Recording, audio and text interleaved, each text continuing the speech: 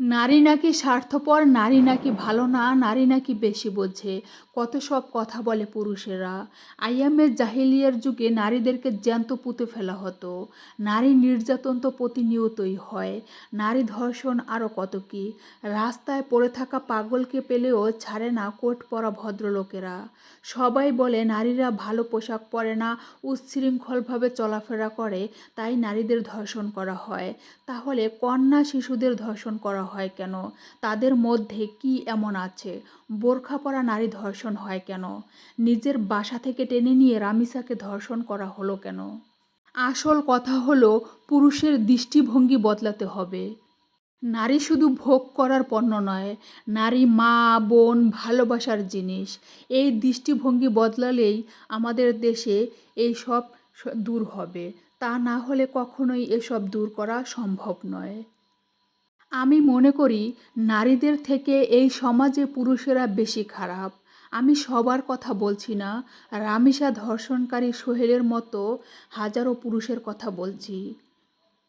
একটা মেয়ের স্বামী মারা গেলে একটা মেয়ে মানুষের বাসায় কাজ করে সন্তান নিয়ে জীবন পার করে দেয়। আর একটা পুরুষ কি তা পারে? পারে না।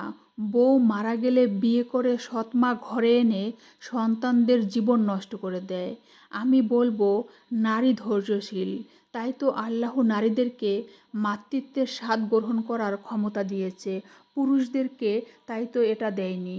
কারণ পুরুষরা ধৈর্যশীল নয়, পুরুষের থেকে হাজারো গুণ বেশি ধৈর্যশীল নারীরা। আমি বলবো, আজ পর্যন্ত কি শুনেছেন পেট কাটার ভয়ে কোনো নারী বলেছে আমি মা হব না?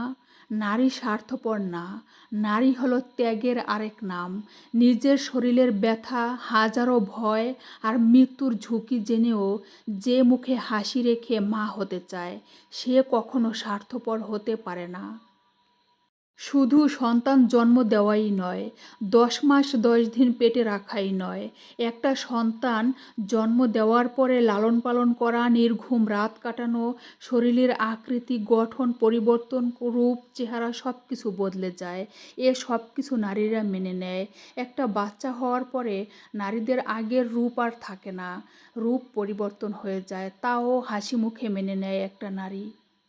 সংসার করা এতটা সহজ নয় যা নারীরা করে।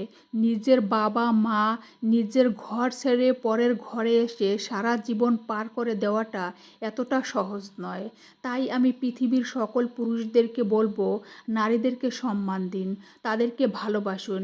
নারী শুধু স্বার্থপর নয়, এরা হাজারো ত্যাগ স্বীকার করতে পারে পুরুষের জন্য, সন্তানদের জন্য, যা তার নিজের বাবা মায়ের জন্যও করতে পারে না। একটা মেয়ের অনেক ইচ্ছে করার পরেও তার বাবা মার জন্য কিছু করতে পারে না। ছেলেরা যা পারে মেয়ে তা পারে না। তাই মেয়েদের মনটা একটু বোঝার চেষ্টা করা উচিত পুরুষদেরকে। আমাদের দেশে নারীদেরকে একটু অন্য চোখেই দেখা হয়। নারীদেরকে স্বাধীনতা দেওয়া হয়, কিন্তু ওই রকমভাবে দেওয়া হয় না। যেখানে ঘর থেকে টেনে নিয়ে নারীকে হত্যা করা হয়, ধর্ষণ করা হয়, সেখানে কিসের স্বাধীনতা দেওয়া হলো? অনেক কথা বলে ফেললাম নারীদেরকে নিয়ে। যদি কোনো ভুল হয়ে থাকে তাহলে ক্ষমা করে দিবেন। আমি সকল পুরুষদের জন্য এ কথাগুলো বলিনি, আমি কিছু কিছু পুরুষদের জন্য এ কথাগুলো বলেছি। তো সারাদিন কি কি কাজ করলাম সেগুলো নিয়ে একটা ভিডিও তৈরি করেছিলাম। তারপরে রান্নাবান্না সব কাজ শেষ করে ছেলেদেরকে নিয়ে গিয়েছিলাম চুল কাটানোর জন্য 7 স্টারে। তারপরে একটু 99-এ গেলাম কিছু কেনাকাটা করার জন্য সংসারের জিনিসপত্র।